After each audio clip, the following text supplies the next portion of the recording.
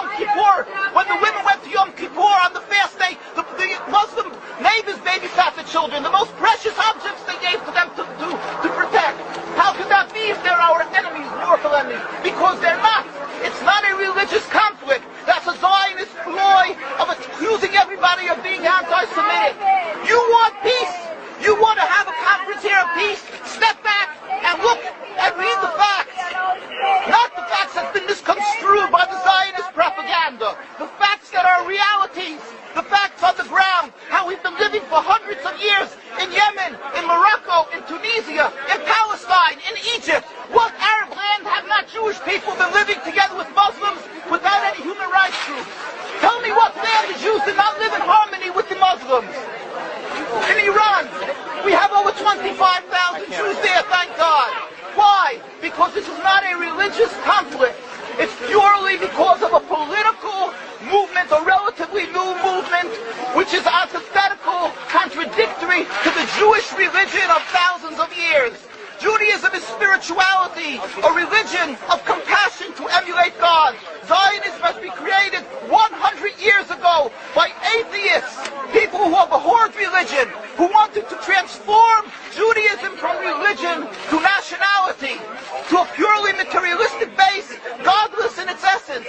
That is not Judaism, and they have no right to use the name of Israel. They've usurped our name, they've stolen our symbols, and they've stolen our identity.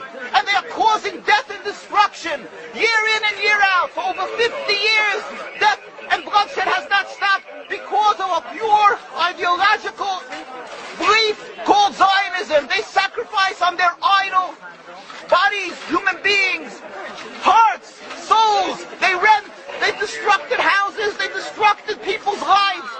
What can we do about this? Let's step back and think. There is a solution with God's help. If we would put away the politics, then we could know that we've been living and coexisting together. We most profusely apologize to the Muslims, to the Arabs, what has been done to them.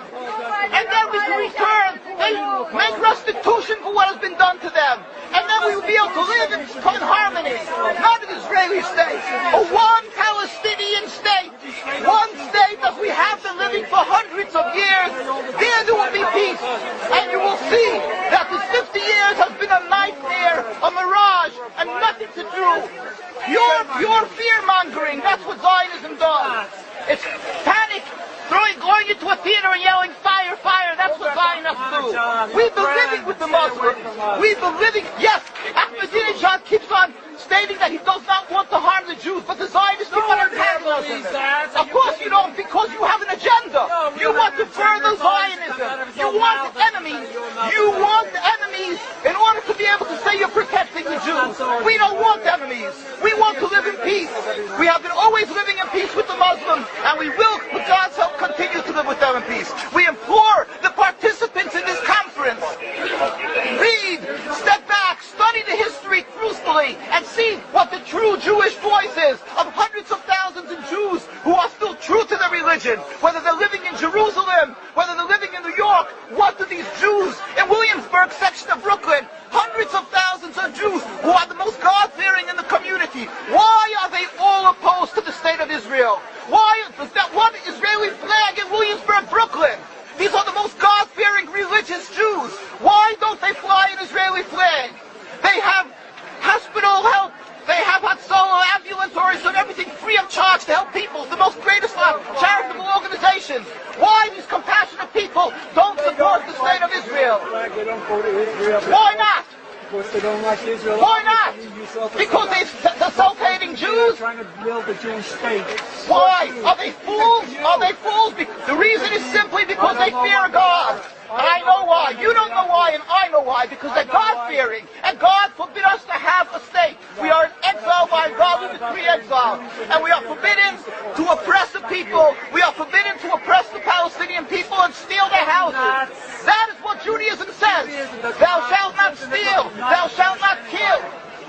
We have no right to the rule over the land of Palestine. This is what Judaism says, not what these robbers say. It's what the real Jews say. This